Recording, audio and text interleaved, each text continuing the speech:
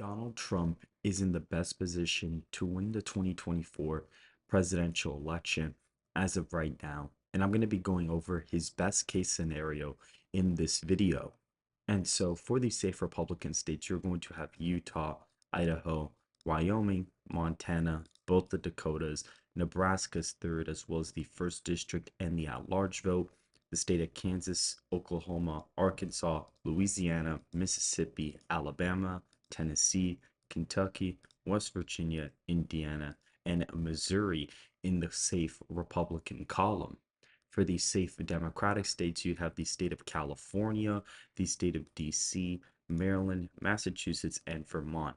You notice that Joe Biden's lack of safe states basically represents his unpopularity nationwide and a wide variety of factors such as the political indictments that have come down on the former president, as well as the state of the economy, inflation, foreign affairs, the southern border, which is definitely going to inflate the margins in the Sun Belt for the former president as of right now.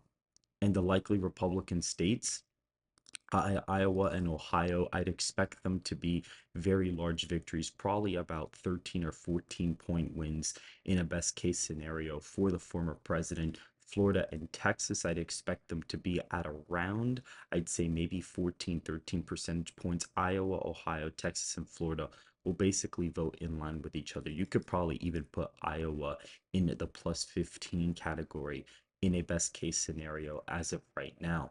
South Carolina would also join the plus 15 column, as well as the state of Alaska. Despite the state trending to the left, Alaska, I believe, will vote completely to the right of where it did in 2020, as it is an anti-incumbent state and Biden is pretty unpopular nationwide. The likely Biden states would include the states of Oregon, Washington, Rhode Island, Delaware, Connecticut, and the state of Hawaii. These would be the likely Democratic states in a best case scenario for Joe Biden. We can also add Ohio in the safe Republican column, as it would more than likely vote by over 15 points in a best case scenario for the former president. Looking at the likely Republican states, even more, we'd see Georgia, North Carolina, Arizona, Nevada, Wisconsin, Michigan, and Pennsylvania all fall in the likely category, and you would more than likely see Maine second be in the safe Republican column. In Wisconsin, Donald Trump is leading here by about 1.2 percentage points, according to the RCP aggregate, and the polling miss from 2020 was around a 6-point miss in favor of the incumbent president Joe Biden. So I would give Trump around a 7-point victory. Michigan, there was around a 5-point polling miss. Donald Trump is barely down in the state of Michigan. And so a 46-point victory in the state would be realistic for a best case scenario. In Pennsylvania, the polling aggregate missed by about 4 points. He's up in the state by around two. So around a 6-point victory would be the most, best case scenario for him in the state. North Carolina, the polling aggregate has him up by around, 6 to 7 points. And so the polling miss in 2020 was around a 3-point miss. So a 9-point victory could be on the horizon there. If you look at Georgia, Donald Trump's up in the state by about 6 or 7 points. The polling aggregate overestimated him in 2020 by around a point. So around a 5 or 6 point win could be within the realm of possibility in a best case scenario. If we look at Texas, Donald Trump is currently leading in the aggregate by 9. The polls were off by about 4. So 13 to 15-point victories are on the table. And the same goes for Florida. Donald Trump's ahead here by around 9, 10 points in the polling aggregate. If you were to apply a polling miss of around 4 or 5 points, which is what happened in 2020, a 13 to 15-point victory would be on the horizon. Same thing goes for Arizona. Donald Trump was basically, overestimated, in the polling. Excuse me, he was underestimated here by around, 0.6% according to RCP and 2 points according to 538. And so the polling has been roughly accurate in the state of Arizona the last cycle. And so I do think in this scenario, he would be winning it by around 6 to 8 points. And in Nevada, the polling here is just ridiculous for him. He leads by around 9 points in the aggregate, which is absolutely insane for a state like Nevada, considering that it hasn't voted Republican since 2004. But if you actually think about it, It makes sense. There's a lot of white working class and Hispanic voters here, and that's definitely pushing the state in the Republican column.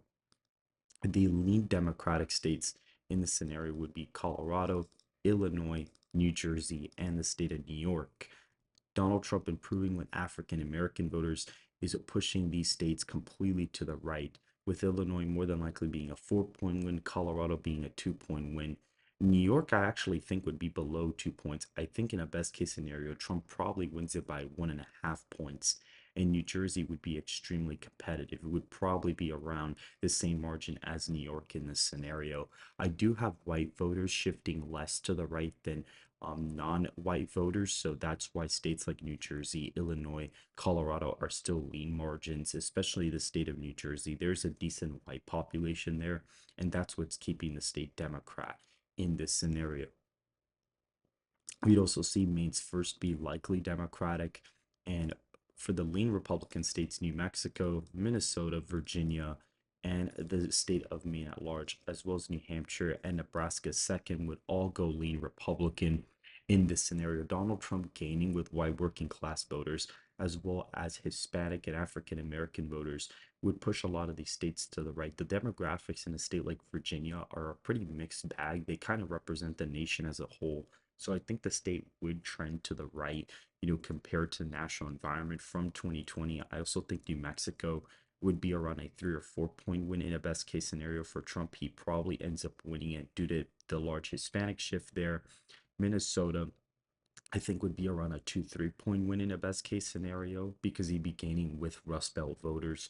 In the state of New Hampshire, I think that he'd be able to win it by just above a point. Maine at large, I think he's winning it by 3 or 4. And Nebraska second, he's winning it literally right below a 5 point win. It'd probably be on a 4.5 point win.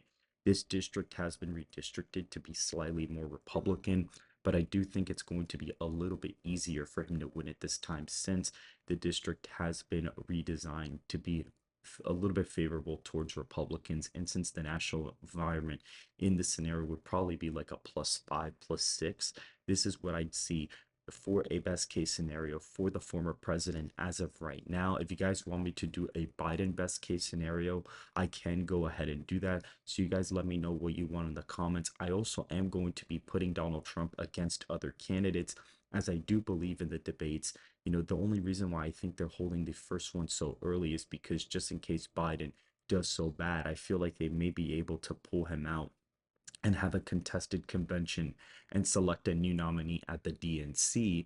So that is a big suspicion of mine. So I may be doing more predictions with Donald Trump going against other candidates. And so if you guys did enjoy this video, please hit that like button, subscribe to the channel, make sure to go ahead and follow the Twitter and join the Discord in the description down below. And I will see you guys very, very soon.